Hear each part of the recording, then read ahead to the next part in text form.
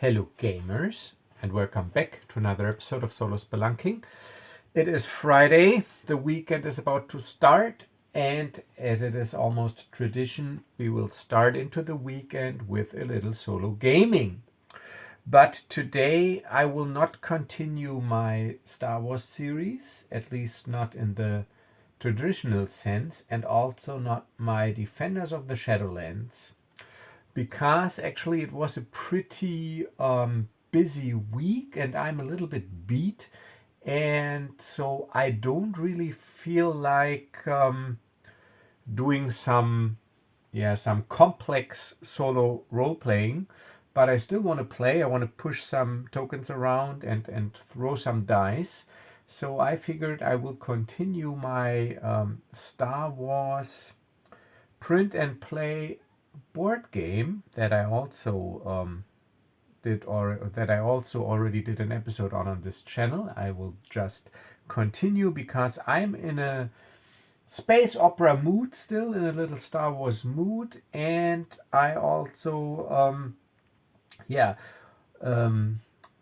watched a video recently from the Tabletop Wanderer where he played the game called Star Drifter, which is also a print and play sci-fi solo board game, and that basically reminded me of my own print and play solo sci-fi board game called Shadowdark Adventures in the Outer Fringe, and it is similar to my Defenders of the Shadowlands Shadowdark RPG board game hybrid, but set in the Star Wars universe using my Shadowdark rule set. You can of course also pick this up on Drive-Thru RPG, and the good thing is you don't need anything else besides the free Shadowdark quick start rules, so you don't need Stardark. Everything you need is in this in the game you can pick up.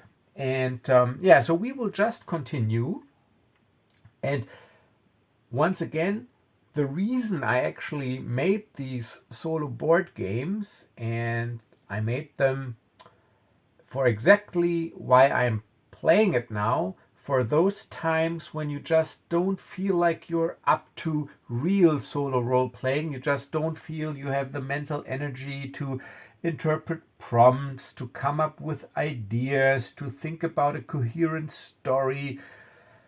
You just want to game a little or play a little, throw some dice around, and you basically just want some structure, some framework to guide you. And this is exactly why I did these games, exactly for these days when you just don't feel up to anything else. So let's just start. As a quick reminder, so we have two characters. We have, of course, no, ladies first. We have, let me see, can you see this? Yeah, so we have Vel, a Zeltron soldier class, bounty hunter background. So she is a Zeltron bounty hunter, and also Calen Ash's girlfriend. And so she's traveling together with Calen Ash, of course, always human scoundrel, and he's got the gambler and the slicer background, and they are flying the YT-1300 transport Rubber Duck, which is pretty basic still. We didn't do much in terms of modifying it, except for the handling value, which we modded. And let me put this here, because if you get 3 mods, you get 1 renown. And just as a reminder, so these are the minis. So this mini is Delia Blue from the Legacy of the Force set, a rare miniature from the Star Wars minis game, and she will represent Vel, the Zeltron, and Delia Blue was also a Zeltron. And this is my standard Corellian pirate miniature, uncommon miniature from the Bounty Hunter set, and one of the best miniatures, I think, to represent generic scoundrel and smuggler types. So these are these two, And yeah, they're traveling on board the rubber duck. And the purpose of this game is to get 10 renown before you are killed. And you can get renown in a couple of ways. I'm not going to go into all the details. I'm just going to tell you where we left off. So we just delivered a load of illegal cargo to the planet of Keldamar, which is under military blockade or imperial blockade. And so it's dangerous to deliver smuggled goods there, but we did it. So we got renown for that. We each have 4 XP. We are still at level 1. And as you can see, for those of you who have already watched the first episode, I decided I needed to expand the map. The map only on one sheet of hex paper felt too slow. You could reach everything too fast. So I just added another hex sheet, but I stayed with the same systems. I just switched them over to 2 hex sheets now instead of 1. So 12 systems still in the Taurium sector. And we will just start. Oh, let me get this timer started as well. We will just start with the next or a new round on the planet Keldamar.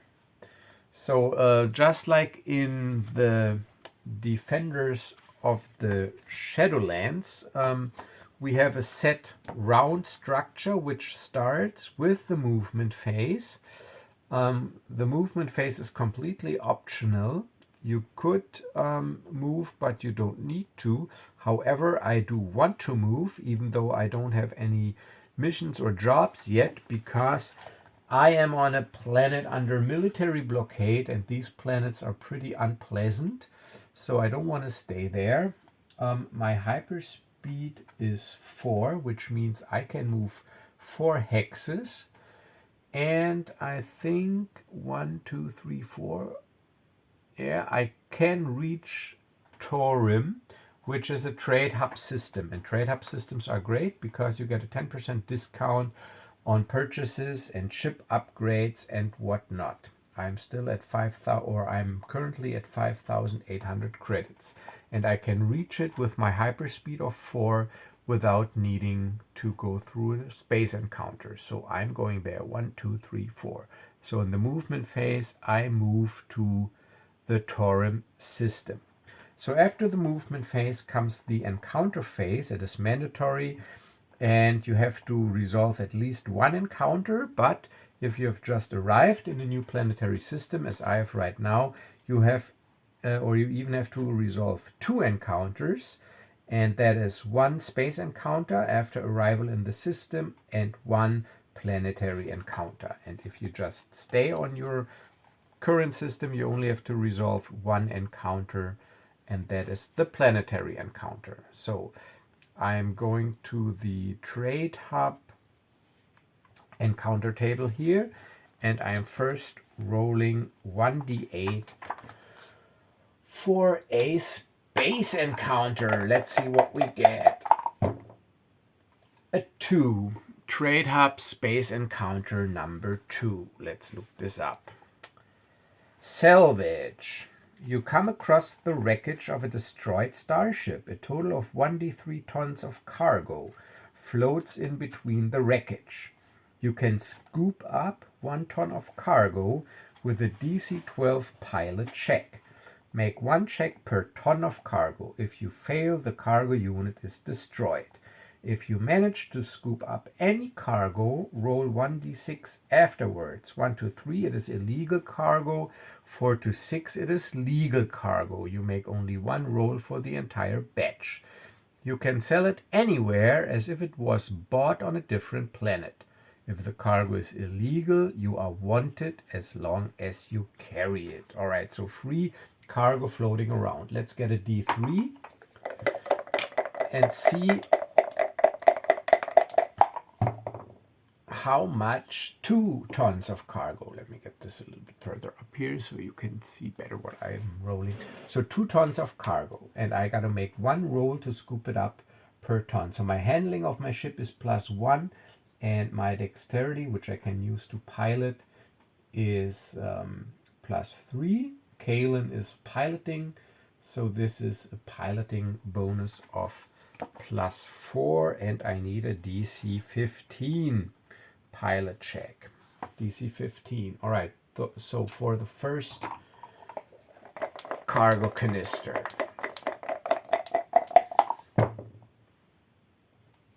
(11 + 4). That is exactly the 15 that I need. So the first cargo unit is scooped up, and now the second.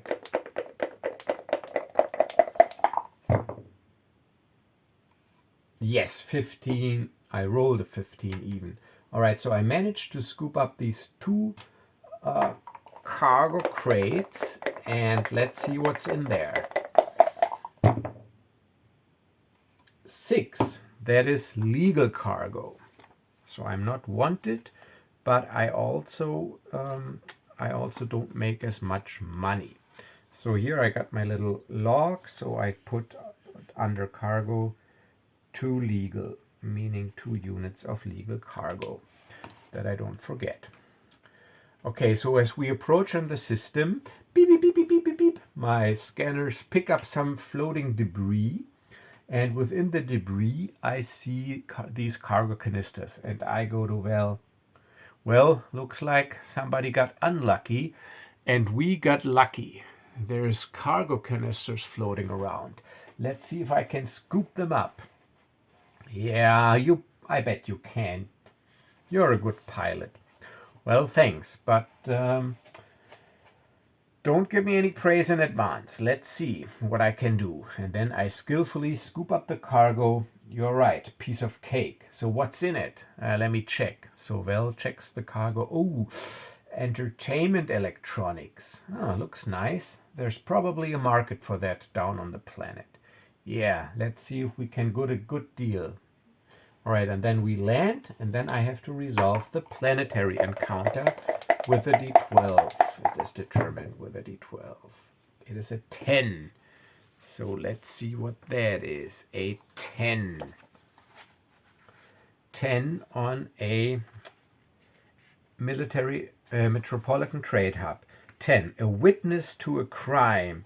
You notice X plus 2 thugs, and X is the number of players. So we are 4 thugs. You notice 4 thugs in a side alley that are roughing up a helpless individual. You can choose to help the individual trying to intimidate the thugs. Make a DC 15 strength check. On a success, the thugs flee and the individual thanks you and rewards you with 2d6 times 100 credits. On a failure, fight the thugs. If you win, you are rewarded by 2d6 times 100 credits by the individual. All right, so yeah, I guess we can't really leave them be or let them be. So let's get out my very cheap abstract battle grid here. So we are 4 thugs. Let's see, 1, 2, 3, and 4. All right, so, and this is, if they're one section away, they're near. So as we walk through the city, we can hear someone pleading for mercy out of a side alley. No, please, please don't hurt me no more. I can't pay you. You already got all the money I got. Please, I can't take it anymore. So one of the Trandoshans is talking. You pissed off the wrong people. You should have thought about that earlier. Now it's double pay up time. And one of the thugs is holding the guy, so this Trandoshan is holding the guy, the other Trandoshan is hitting him, and the Rhodian and the Quarren, they're just looking and laughing, basically. Ha ha ha, you fool. All right, so Vel, she's a tough soldier and bounty hunter, so she can't or won't have any of this. So she goes, "Stop it, you idiots! Pick on someone your size if you can." All right, and now I gotta make a strength check, DC 15, to try to intimidate them. All right, so none of us gets a bonus because Vel did the talking. She's going to do the check. Oh, a 3. So, we are trying to be really tough, but these thugs, they just go, "Oh, look, some fools looking for trouble. Wait in line, you're next." And then I go, "Well, I don't think so." And then combat is about to start. And in my Shadowdark rules as written, initiative is static, and it always starts with the players getting the first turn and then alternating between players and the enemies. So I am writing down their stats here real quick. So they got really cheap stats, but or low stats because they're thugs. But there are 4 of them. So they got an AC of 11, 4 HP each, and they attack +1 and deal a d4 points of damage. And there are 4 of them. And we will go first, so it will be Vel, then it'll be Thug 1, Calen, then Thug 2, Thug 3, Thug 4, and then we will start the new round again with Vel. Okay, so this is how this will go. So they go, "Ha! Wait in line, you're next." And I go, or Vel goes, "I don't think so." And she quick draws her blaster, which is her master or expert weapon, blaster pistol. So she would deal 1d6 plus 2 points of damage. If she hits, she attacks +5. Versus an AC of 11. They're near. She shoots at this Trandoshan. Ha! Pew! Oh, that's a 6 plus 5. That is exactly the 11 she needs. And 3 plus 2, that is 5 points of damage. So she pew, hits him straight in the square in the chest. And 1 Trandoshan is down. All right, now it's an enemy's turn. The Quarren. All right, so basically I can get rid of this because now it's they still always alternate 1-1. So the Quarren. You will regret this, wretch. Pew! And he shoots with his little holdout blaster. This is why they deal only 1d4 points of damage, because they got holdout blasters. He shoots at Vel, +1. She's got an AC of 15, wearing light armor, blast vest. Ooh, 14, lucky. So I barely dodge. Pew! And now it is Calen's turn. And Calen is going to shoot at this Rhodian who hasn't acted yet. And he attacks +4, 1d6 +1 also with a blaster pistol. He still has a luck token because Scoundrel's luck. He gets a luck token at the start of every round. 8 plus 4, that is 12 for 7 points. Don't even need it. Pew! Shoot down this Rhodian. You will regret this Trandoshan. He's like the last guy. And yeah, he shoots with 1d4 damage. And he shoots at Calen, who also got AC 15. Padded leather jacket, and he's very agile. 8 plus 1, that is 9. So, pew, no, he also misses. All right, so now it is our turn again, starting with Vel. And Vel, she shoots at the Quarren. Ha! Die, scum! Pew! 8 plus 5, that is 13 for 8 damage, so maximum damage. Die, scum! Pew, pew! 2 shots in the chest. And I'm not going to use moral in this board game. They always fight to the death. You will regret this! And he shoots at... You know what? He shoots at Calen.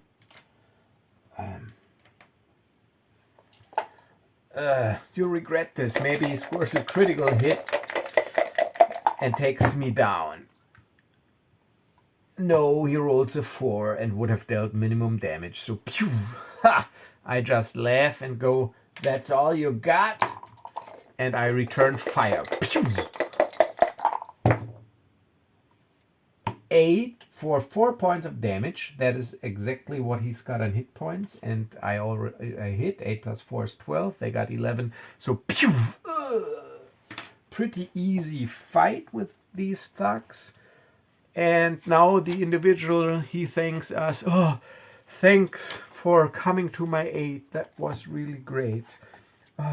Here, accept this as a token of my gratitude. 2d6 times 100 credits. Let's see what he coughs up. We don't get any renown for that. 2d6 times 100, so that is 500 credits. So I add this to my credit pool money. So I'm at 6,300 credits. And that was the encounter phase. And now we go to the action phase, which means everybody, or both of my characters, they can each take one action from the list of town actions or planetary actions, it's called in this booklet. So let's see. Calen is a gambler and a slicer, and he still has his luck token. So I think intelligence, charisma, or wisdom check. Intelligence, charisma, wisdom. I think I feel lucky because of my luck token and because I get advantage because I'm the gambler. I get the gambler background. He's going to gamble.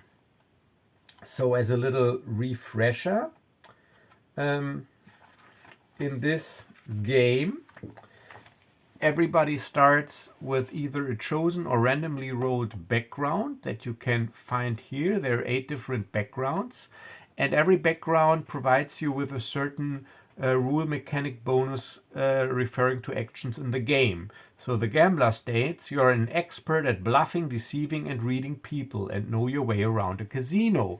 When gambling, you roll the checks with advantage. Your winnings are increased by 10% and your losses are decreased by 10%.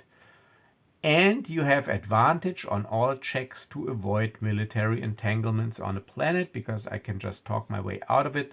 But the important thing is I roll my gambling checks with advantage. And gambling states I can wager up to 10,000 credits in 100 credit increments, and I need to make a DC 18 intelligence, charisma, or wisdom check. And if I'm successful, I win my wager, otherwise I lose. And if my wager was 10,000 credits and I win, I would also gain 1 renown, because it's then a very high stakes game. And yeah, people know about me then in certain circles. So I'm going to gamble. So, but I gotta talk to Vel because it is our pool money. So I go, what do you say, Vel? This money is burning a hole in my pocket, and we were already lucky finding finding these cargo crates. I got a good feeling about this. So what do you say? Let me hit the casino. Let me hit the gambling tables. I got this feeling I can double our money. Yeah, and what if you don't? Then again, I gotta pay the bills hunting criminals. Come on, I know it's what you like to do. Yeah, okay. But no more than half of our money. Yeah, all right. I will wager 3,000, okay? If you must. Yeah, I know I'm lucky. All right, so I am going to wager 3,000 credits.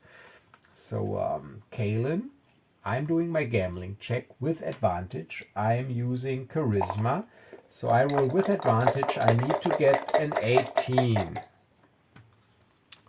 Yeah, let me check again. Intelligence, charisma, or wisdom. Yeah, 18. Oops. And it's because I still got my luck token. And it refreshes every round, so... Come on! Yes, look at this. 18 without even the bonus, thanks to advantage. So I win, because my winnings are increased 10%, 3,300.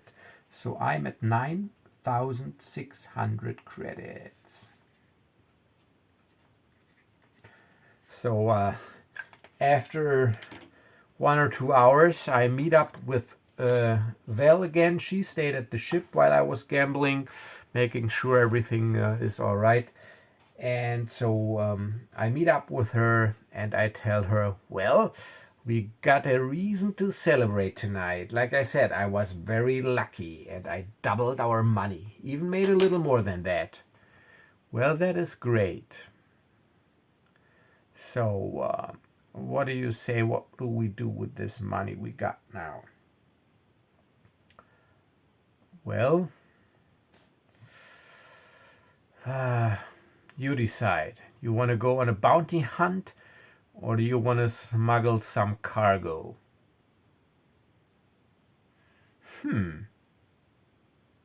Let's do both. Let me try to get a lead on a criminal, and if I'm successful and we know where I might find a quarry, we load up on cargo and take it with us. Yeah, that sounds actually pretty reasonable. All right, so she's got the bounty hunter background. The bounty hunter background states that she has advantage on checks trying to locate wanted criminals. So, bounty hunter.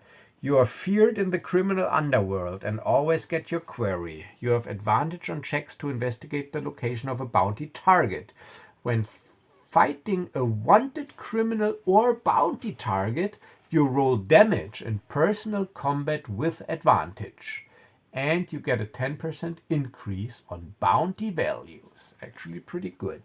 So she's a bounty hunter. So trying to locate a criminal is a planetary action. So that will be her action. So it says here, locate a bounty target. You investigate the location of a wanted criminal. Succeed on a DC 12 charisma, intelligence, or wisdom check.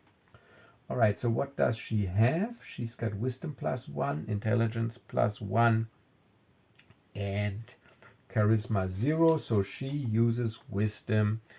And because she's a bounty hunter, she gets advantage. And she needs a 12. So +1, she needs a 12. Oh, look, 14 and 18. No problem at all. So I locate a wanted criminal, and then you roll a d12 to see where this criminal is located, and then you can fight it when you get there as a planetary action. All right, so d12.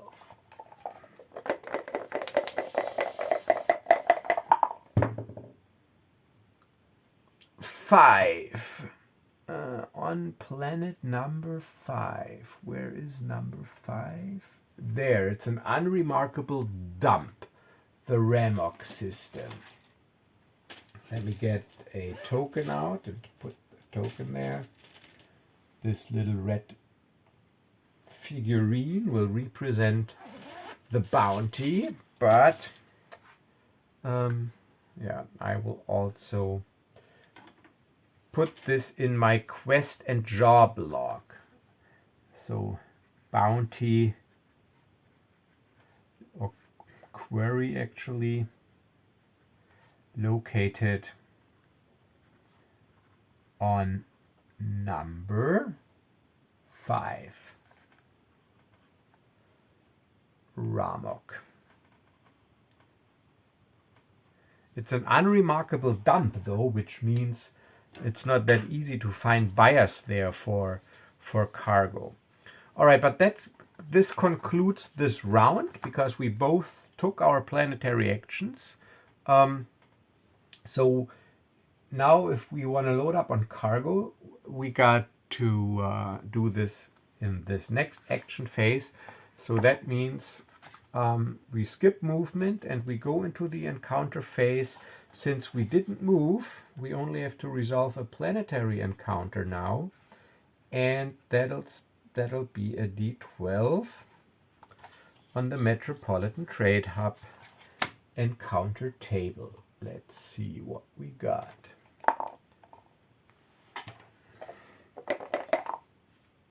Mm-hmm.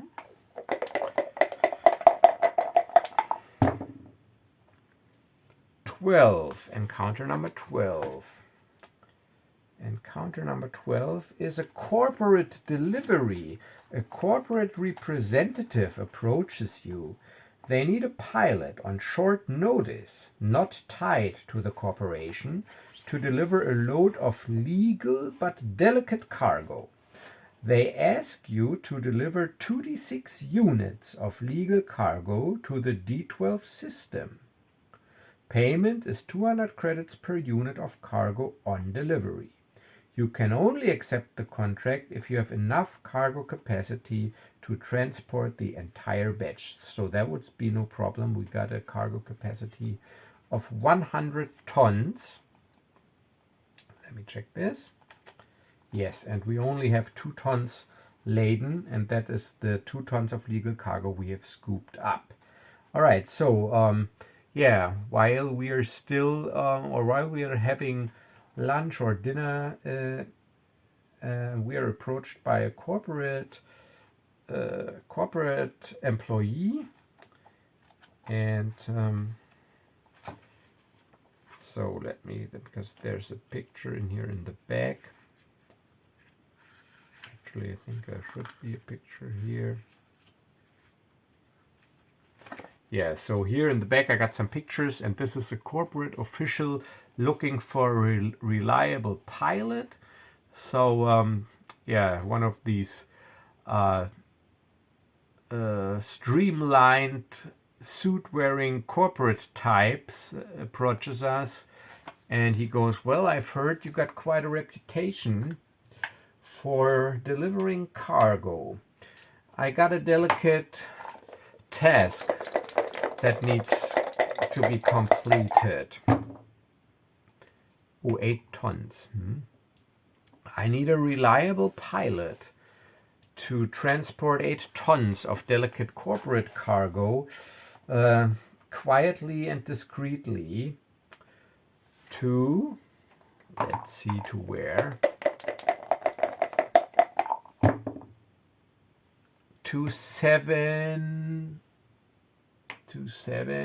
that is 777 here. Oh, also an unremarkable dump, the Dorem system. That needs to be transported to the Dorem system. Yeah, don't talk any further, we're in. Just, so quest log. Corporate delivery. 8 tons at 250 ton to number 7. So 8, we got 2 legal cargo and 8 corporate cargo. now in the hold, corporate cargo. Just load up the cargo. My ship is docked at the starport, and give me the coordinates or tell me where to drop this off, and we'll handle it for you. Don't worry about it. Oh, that's great. Good to hear. All right, so that was the encounter phase. So we accept. Now we go into the action phase, and each of us can take one action. So actually we are at 9,600 credits. So let's load up on cargo. So the good thing about a trade-up system is that you get a 10% discount on almost everything, and this includes legal cargo. So my action, so Calen Ash's action, will be buy legal cargo. It is 100 credits per ton, up to my ship's free cargo capacity. And legal cargo, yeah, sells for blah blah, but the important thing is that on a metropolitan trade hub, you get a 10% price discount when you buy legal cargo, and it is so 100 credits per ton. All right, so 100 credits. Let's so 10 tons would be 1,000. Yeah, let's buy. So 10 tons would be 1,000, and then 90 tons would be 9,000, if I'm not mistaken. And then my cargo hold would be completely full. I get the 10%. Yeah, so now I gotta get a calculator out here. All right, so I am paying, or I'm buying 90 tons. 90 tons. Where is the calculator? Here. All right, so 90 tons times 100.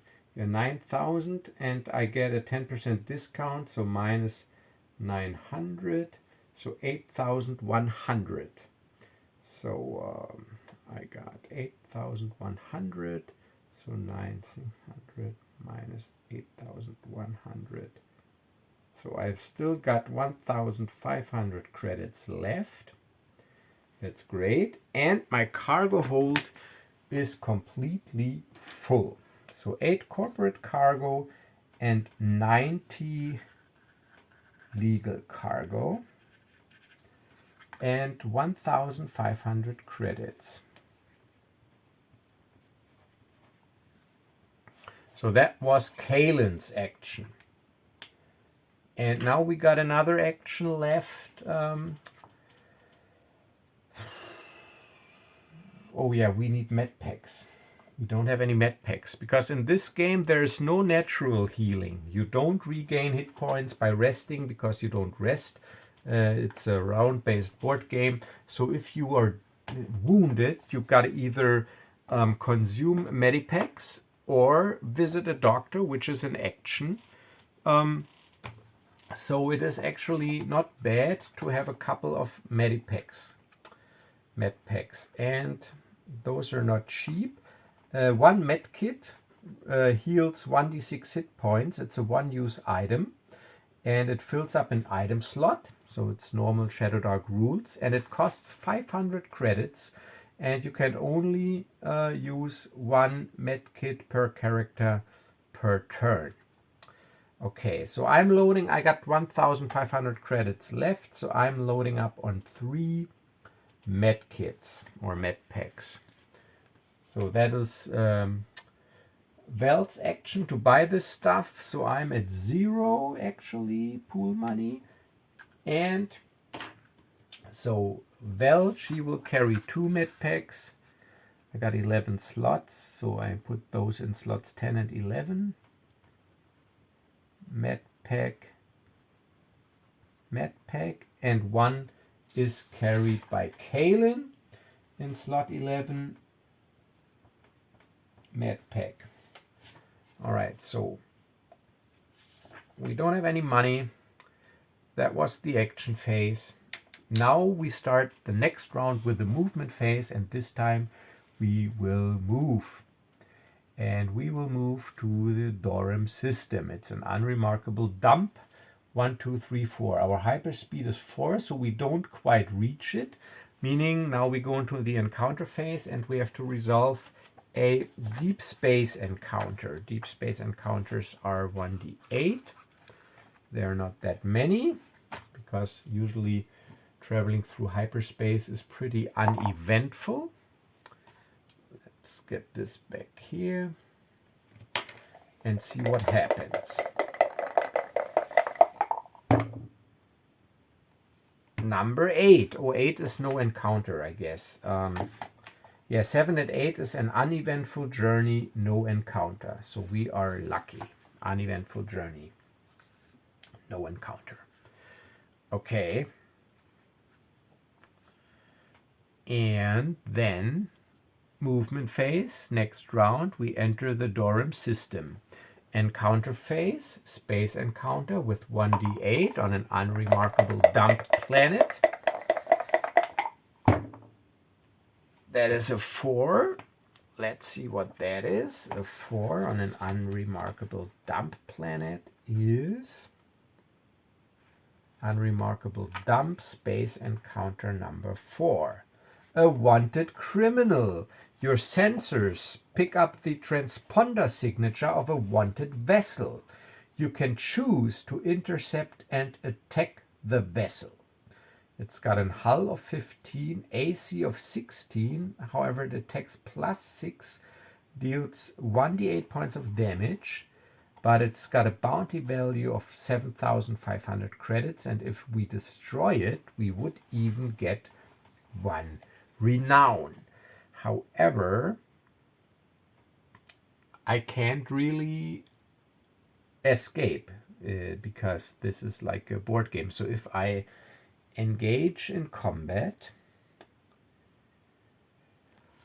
so I got so what they deal also 1d8 points of damage. I deal 1d6 point of damage. Vel, she will attack, so I will attack +4 because she will be the gunner. She's using her dexterity plus the fire control. She will attack +4, dealing 1d6, and the enemy will attack +6, dealing a d8 point of damage. And I got an AC of 14 and on my ship, and it's an AC. So actually the odds, the only thing we got going for us is that we have 5 points of hull. We got, yeah, I don't know. It is an optional. We can choose to intercept and attack the vessel. Because I've played a couple of games of this game, obviously, also off camera. And usually those space encounters are the ones that are always pretty close. Or so when I played with my friend living in Switzerland, we also played one session of this game, and we managed to get to 10 renown, but it was very close. The last encounter was a space battle against 2 TIE interceptors even, and I think we managed like with the last hull point, so it was pretty intense. So I'm actually on the fence. So role-playing wise, I mean, I am a scoundrel, so I don't really care. I got my cargo hold full. You know what? I think the risk is too great. So yeah, let's add a little role playing. So yeah, we approach the system as I detect a vessel, also a small tramp freighter or a small tramp freighter leaving the planet, but I get the notification that this transponder signature is wanted. So let's just say that that Vel, because she's a bounty hunter and she's got a bounty hunter license that also grants her access to the Imperial Enforcement Data Core, which has all the wanted transponder codes in it, and yeah, we can check it with the databases. They're always upgraded or updated when we land. We download the latest bounty information, so that's like the RP background of it. And so she detects this wanted transponder signature and goes, this vessel is wanted. The captain, she or her, got a price on his or her head. What do you say? Engage? I don't know. How much is the bounty? 7,500. Ooh, that is actually a lot. Yeah, but our cargo hold is full to its limit. I think the risk of suffering damage and losing some cargo, I think it's not worth it. Let's focus on our missions first. I mean, we got cargo to deliver and to sell, and you already got a lead on a bounty. So let's just focus on the mission, if that's all right with you, or on the delivery. Yeah, I think you're right. So yeah, we decide against attacking this vessel and land at a limited service starport on an unremarkable dump. For flavor, let me read you the unremarkable dump description. So there are 4 world types in this game, and those are military blockade systems, metropolitan trade hubs, wretched hives of scum and villainy, and unremarkable dumps. So the description says an unremarkable dump is exactly that. Rundown shanty towns, unfriendly climate, and nothing of particular interest and value can be found here.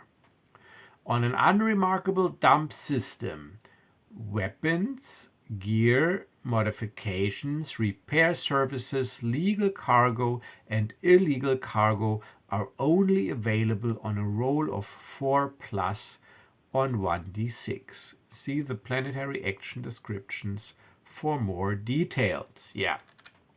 So it's a boring place, but we still have to resolve a planetary encounter.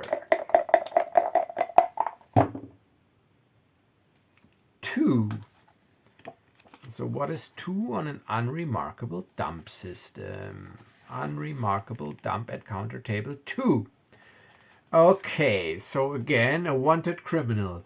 You recognize a wanted criminal. You can choose to attack them to collect the bounty. +5 attack, 1d8 damage, AC 15, 12 HP, and 7,500 credit bounty. We gain 1 renown if we collect the bounty.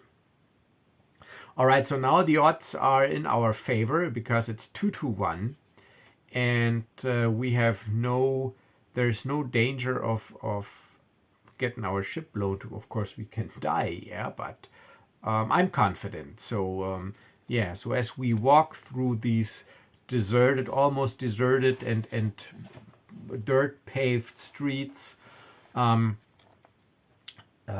goes, I can't believe it.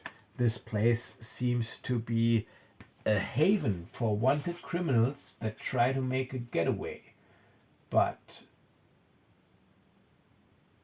they haven't thought about me. All right, and this wanted criminal is a female rebel operative wanted by the Empire. So you could say, well, actually she's one of the good guys, but we don't care. We are freelancers. We only care about the money. So this is the rebel operative, a female rebel operative. And so yeah, so we basically or Vel recognizes her and attacks. So again, initiative, one of us, then the enemy, and then the other one of us. So it is, what did I say? Plus, oh no, wait. unremarkable dump here. Wanted criminal +5, 1d8, AC 15, and HP 12. Alright, so it is +5 d8, AC 15, HP 12. Okay. AC 15 and HP 12. Okay, so we go first. Vel. So she, without warning, gets out her blaster pistol, +5, and shoots. Pew!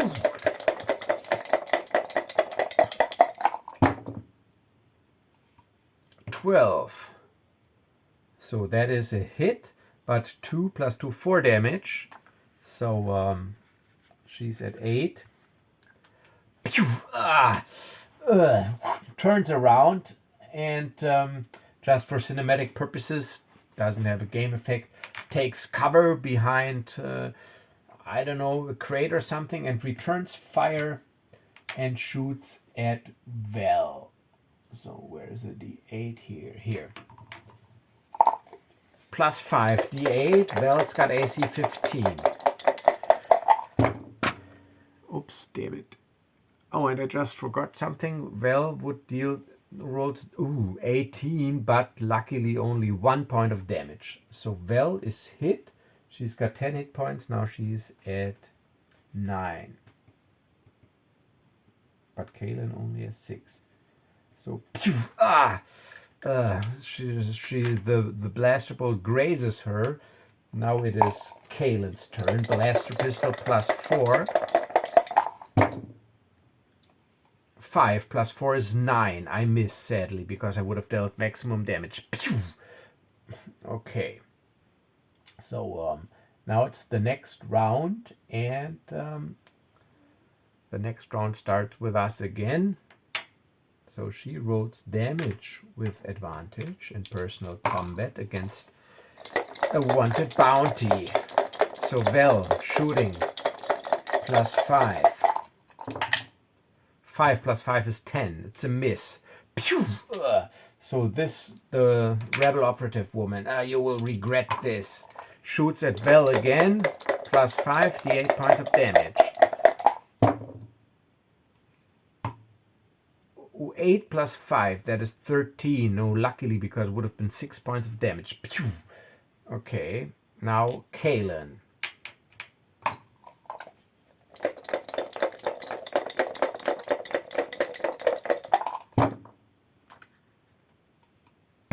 Calen hits 13, but only for 2 points of damage. Rolls a 1.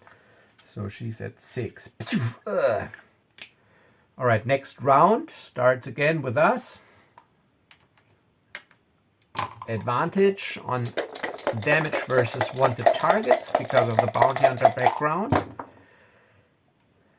15, I take the 4 + 2, that is 6. All right, so that actually takes her out.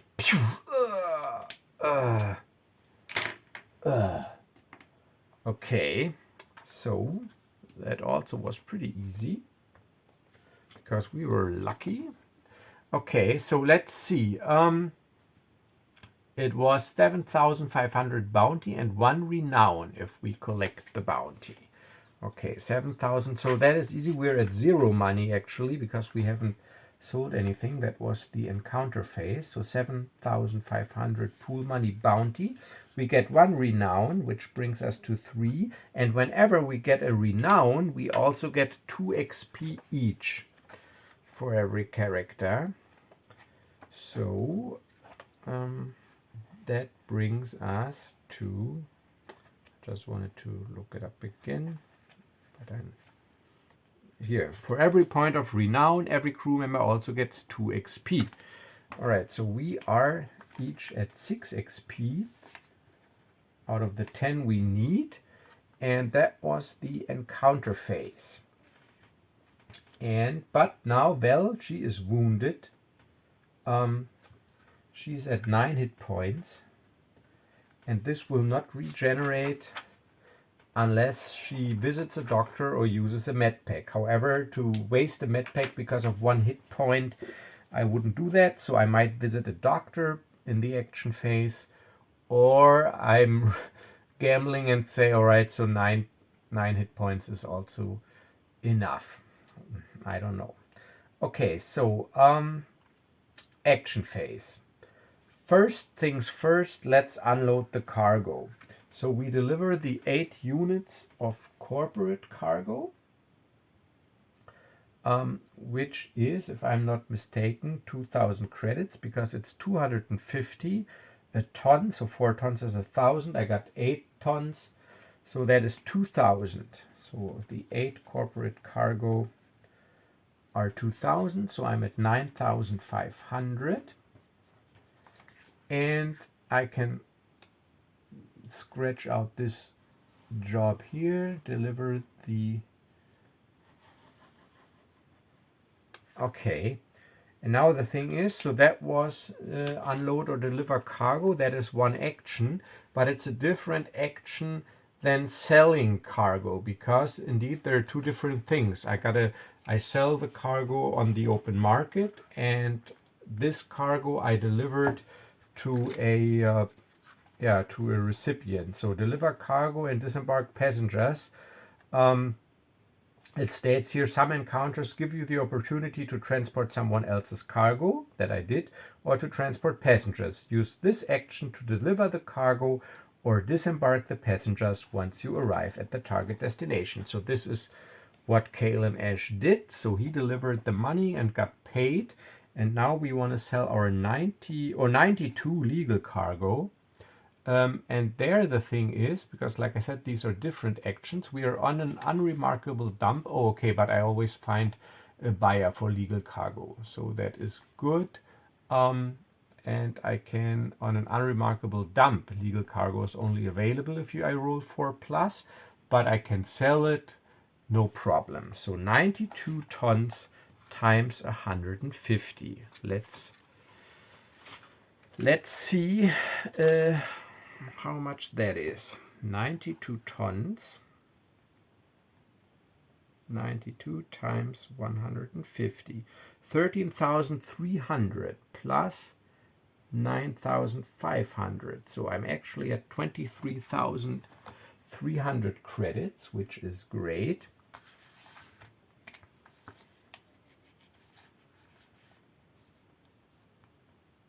$23,300 credits. So those are my two actions. My cargo is completely empty, my cargo hold. So from a full cargo hold to an empty cargo hold, that was the encounter phase. Delivered the mission cargo and sold the normal legal cargo. So that would conclude this round, and we would start the next round with the movement phase. But once again, looking at my timer, I'm nearing my 1 hour benchmark, so I'm going to end the session here. And yeah, so actually I enjoyed it. I hope you did too. And yeah, so I will just make a little note here that I will start a new round on planet system number 7, Dorem. So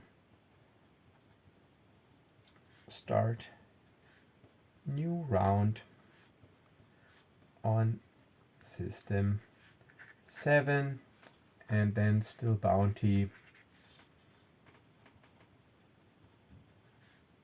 in system 5. However, I also got it still in my job log, but wouldn't hurt to put it down again. So, all right, so that's it for this episode. Yeah, I hope you enjoyed it. And if this is the first time you have seen this and you're curious what I'm talking about, this is a game I made, and you can get it on Drive-Thru RPG, as you can get all my products, and I'll link it in the description. So yeah, I got lots of money now to work with, but I'm on an unremarkable dump. So the thing is there, I probably won't get anything, but I can soup up my ship some more and yeah, see how this goes. So I'm eager also to continue this. So thank you for watching. As always, have a wonderful start in the weekend. Stay safe and stay healthy, and I will see you in the next video. Bye bye.